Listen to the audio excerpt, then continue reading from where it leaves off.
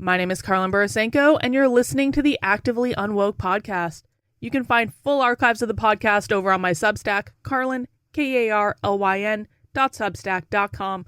And while you're there, please feel free to sign up for a supporting membership of $8 a month, $80 a year.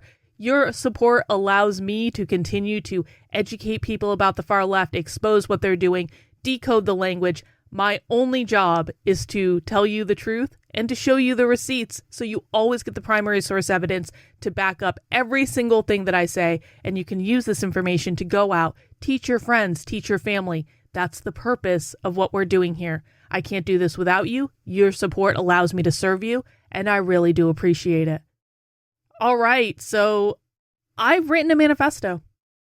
And I wasn't expecting to get up today on this glorious Saturday and write a manifesto, but I sat down at my computer and it just came out. And it involves not only the Substack or this podcast that you're listening to right now, it involves a much bigger vision that I have for fighting the left. And listen, this vision really shouldn't be much of a surprise to people who have been around for a while, consume my content for a while, especially my live streams. My live streams on YouTube and Rumble, which I do 6 days a week, are very, very important to understanding this content. I know that I stream a lot. I know that I create a lot of content. I know that not everyone can join me for every live stream, but you really should be checking in every now and again if you want to understand this content, because it is the very best way to learn. That's why I do it so much. But this vision does involve everything I do, and it really shouldn't be a surprise to people who have been following along. But for people who maybe don't have as much time to consume this type of content, I want to make sure what I'm doing is very, very, very clear. I want to let everyone in on the joke, as it were. I want to peel back the curtain. This is the breaking of the fourth wall, okay? And the reason this needs to happen is it has become very, very clear to me that in the so-called anti-woke movement, which I've never really considered myself to be a part of, which I know sounds bizarre because this is all I do, but I've never gotten along with the people in the traditional quote-unquote anti-woke movement because, to be very blunt, they all have a giant stick up their ass, mostly because they're being funded by political entities in order to advance a very specific political narrative.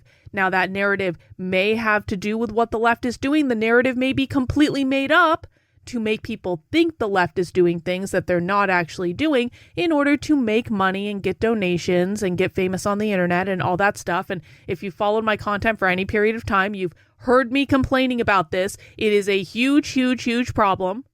It is the reason that to this day, so many people on the right do not actually understand what the left is doing, is they're constantly being lied to by these paid shills. And for those of you who might find yourself in that boat, maybe you've come over from the more traditional kind of like right-wing or quote-unquote anti-woke perspective. You've listened to things like James Lindsay and New Discourses. You've watched Tim Pool. You've listened to the Daily Wire or the Blaze or the Fox News, and you've seen all their coverage. You watch libs of TikTok. Listen, a lot of people start off that way. That was the way I started. So I'm not poo-pooing people who come in to the whole idea of like the anti-woke thing. And by the way, I'm really kind of trying to move away from woke. I know this is the Actively Unwoke podcast, and it is still a word I will use because it's a word that is commonplace and people understand it, but I'm kind of trying to move away from it just because of how much damage these so-called anti-woke influencers have done to what the whole idea is, for a lot of reasons that I'm not going to go off on here. But there are a lot of people who kind of made their way into this idea of being against what the left is doing, either because you think it's crazy or that you understand that it's Marxism or that you just don't understand why all of a sudden we had all these screaming protesters around when they were really around for a long time. You just hadn't seen them yet. It's okay to find your way over onto, maybe I'll start calling it an anti-communist bandwagon, because that's really what it is. The left is pushing a far left communist agenda. It's okay to find your way through those people. But at some point, if you're ethically and intellectually honest, you have to understand that the people at Fox News, the people at all the major conservative media outlets, the people who are lifted up and made famous by the conservative establishment, They are handpicked because they will say a political narrative. And the narrative that the right creates is pretty much no different than what the left is doing when the media lies to you about what's going on in the world, the media lying to you about Joe Biden, the media lying to you about Kamala Harris, the media lying to you about how everyone on the right is a Nazi and everyone on the left is just an angel that wants equality and fairness and justice. The media on the right lies just as much as the media on the left. They just do it in the opposite direction. So for years, I've never really considered myself to be a part of that because I was in a position in 2020 where I was kind of brought into it. For people who haven't been around that long, I spent the year of 2020 as kind of the conservative darling because I was the Democrat that left the left, and they kind of brought me into their little club and they invited me to their parties. And so I've actually been in that world. And I tell you this from this kind of like educated perspective. I never want to be involved in that sort of thing because I don't think that that sort of thing is actually what is going to be required to defeat the left. And it makes it really difficult because they do have all the money. They do have all the influence.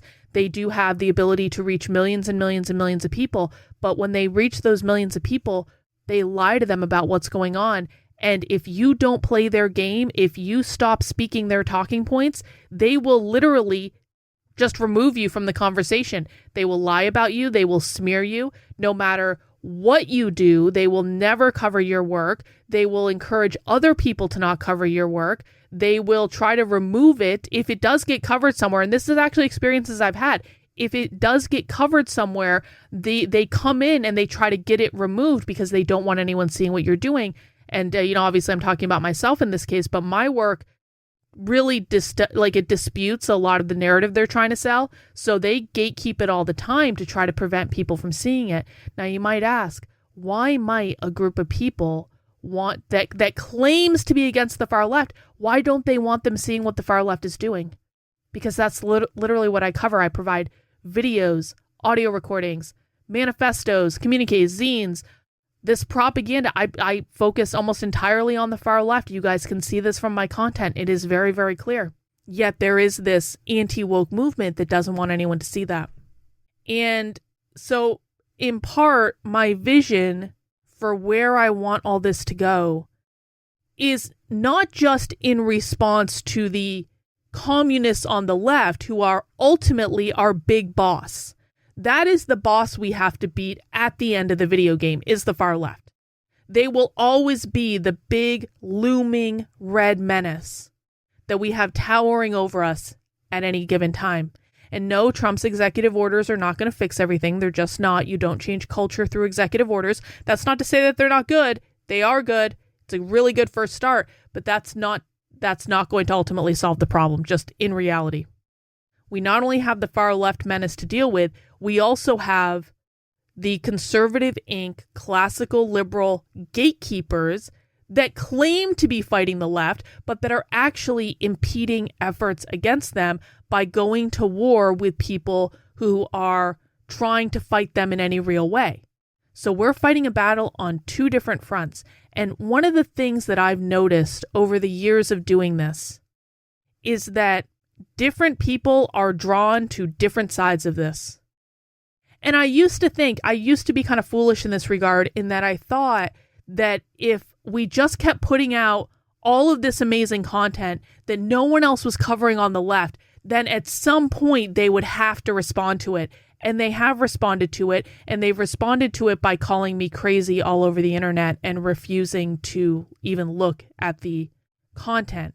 And I used to think that eventually, if they actually started removing their heads from their asses and focusing on what the real content was, eventually that would make its way over into their audiences, or maybe the audience would start picking up on it and they go, hey, you've got video of the far left. That's video. I can see that. I know that that's real. I know that you're not making that up. You didn't go create this.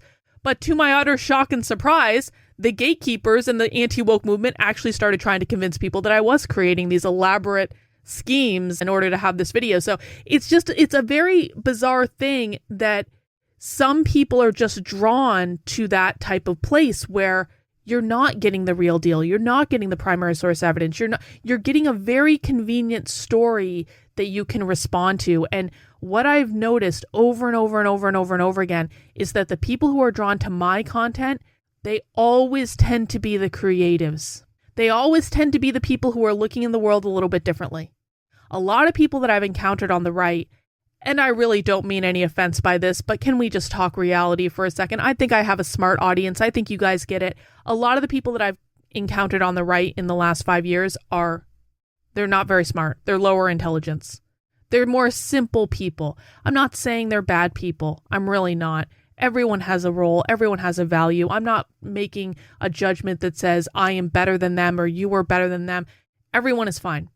But there is a certain level of intelligence that is required to interact with my content that oftentimes I just find that the people who are drawn to the more kind of like clickbait stuff, like what James Lindsay's doing or what Libs of TikTok does or Fox News does or any of those things, they tend to be more simple. They tend to be lower IQ.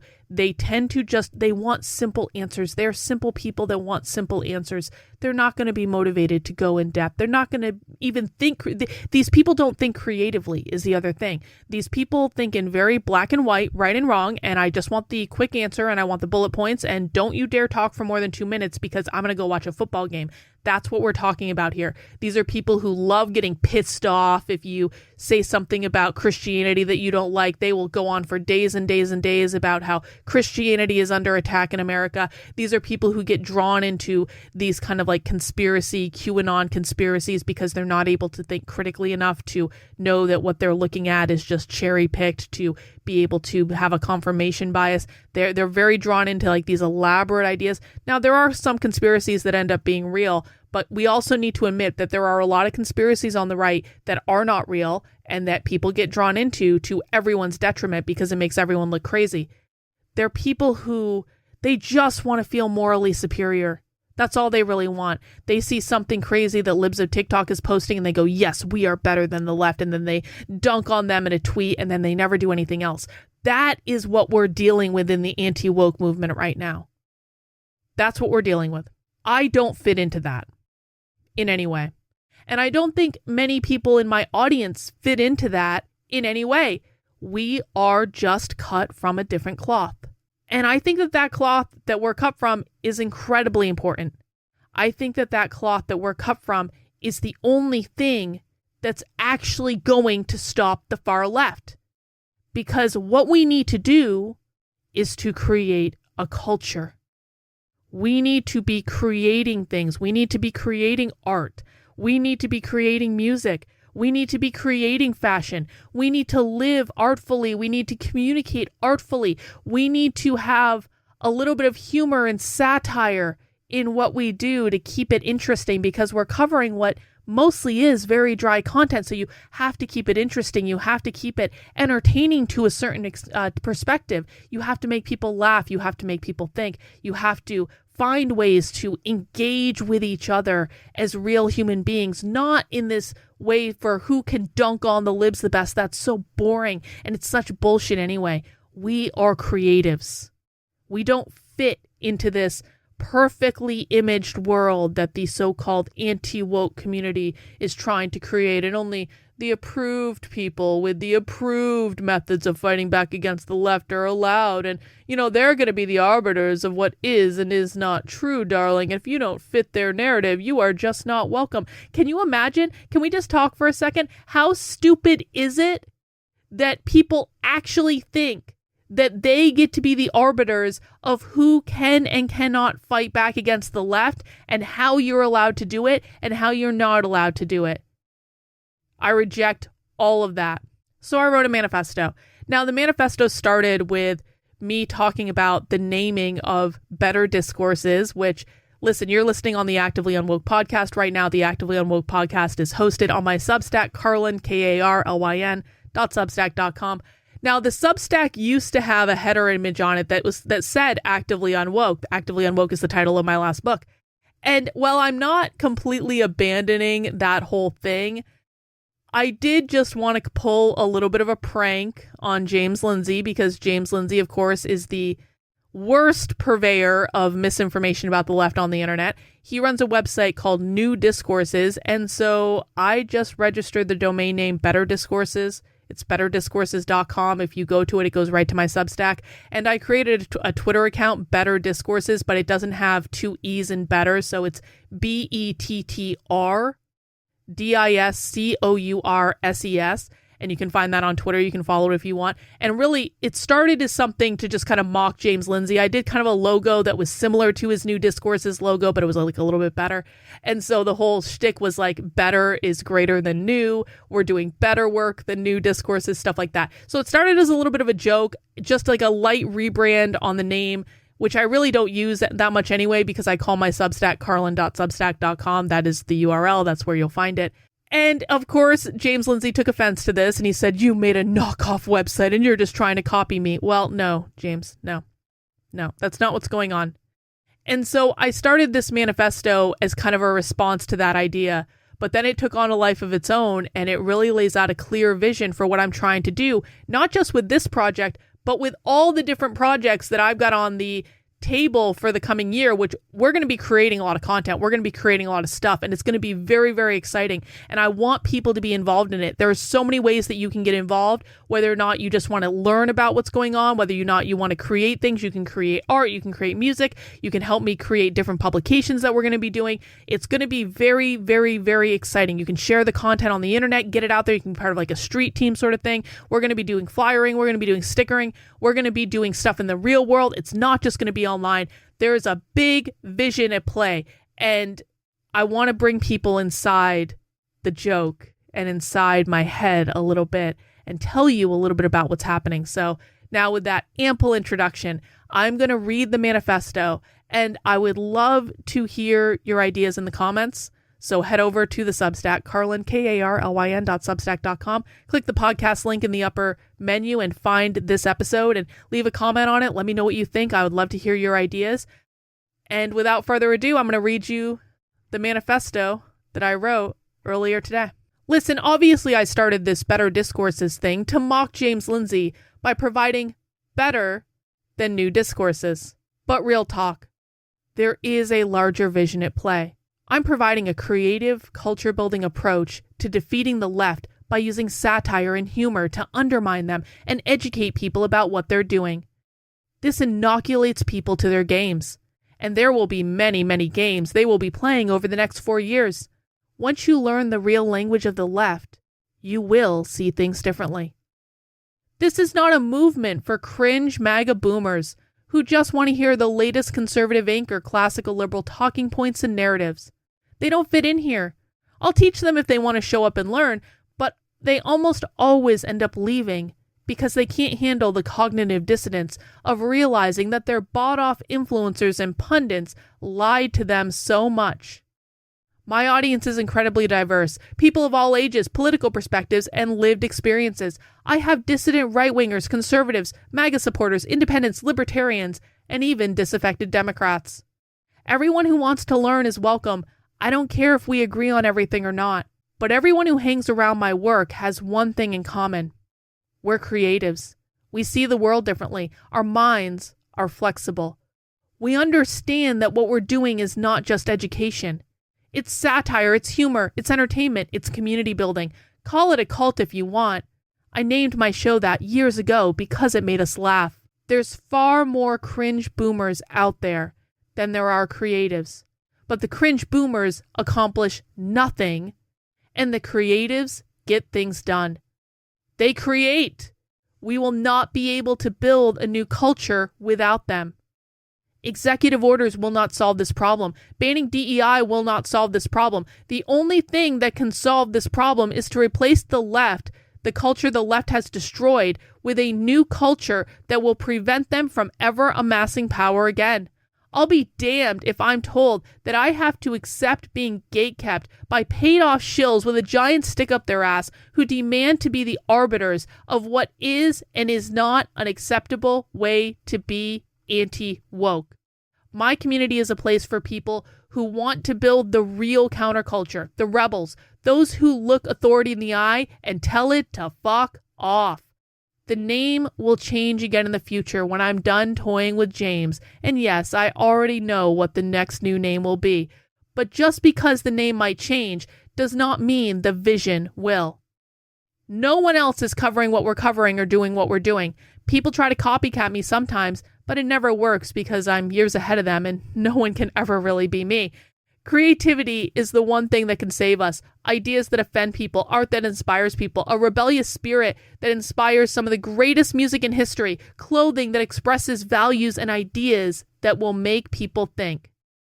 This is a place for creatives, the culture makers, the people who can defeat the red menace of the far left. And that's my manifesto. That's my vision. That's what it is. We have in our community a fundamentally different audience than I think responds to the traditional so-called anti-woke stuff. And listen, man, maybe you're listening to this and you like libs of TikTok and you like Fox News and all those things. You're allowed to like all those things. Truly and sincerely. If you want to watch those things, what you do with your time is none of my business, and I don't actually really care. What I am saying is the people who do well in my community, and I've seen this over and over and over and over and over again, they are creative people who understand humor, understand satire, like doing creative things, like building things in the world, like doing art, like doing crafts, like doing these things where they actually get to make something. That's the type of person that does well in my community. So what I'm offering here and the vision for what I'm putting out there is that we are going to do education for the creatives, the culture makers, the people who can actually defeat the left, because it requires creatives in order to create a new culture. And if those creatives can learn who the real enemy is and create things that counteract what the real enemy is doing, that is how we ultimately win in the long term. So that's what I'm doing here. There will be people who get it and there will be people who don't. If you find yourself personally offended by anything that I've said in this podcast, chances are, and I just hate to be blunt, you are probably one of the people who does not get it. Because if you're finding yourself personally offended by listening to a podcast, no offense, you're not going to be in a position to create things that are actually going to defeat the left. So it's not to say you can't hang around. Just don't be a jerk. Don't cause problems. Don't disrupt what we're doing. Because when you allow yourself and your personal feelings and being offended over everything everyone says on the internet to make its way into the battle, you just cause problems for everyone else. So go get a thicker skin. You're going to need a thicker skin to defeat the left. And I promise you, if you come and play in my community, people are going to not like it very much and they're going to try to convince you not to do it. So you have to have a thicker skin. You have to be able to look people who are trying to control you in the eye and say, no, bitch, I'm going to do what I want to do. I want to go over here. I want to do cool stuff. I want to have fun. I want to make jokes. I want to engage in satire. I want to engage in dark humor. I'm not going to let every little thing offend me, because I know if I'm in a perpetual state of being offended by something, I cannot effectively communicate or effectively organize or effectively create or do anything that's required to actually solve the problem. By the way, everyone knows that's what the so-called anti-woke community is doing, right? They're just keeping people in outrage, in perpetual outrage, because they don't actually want to solve the problem. They just want to make money. So I hope you find a home here. I really do.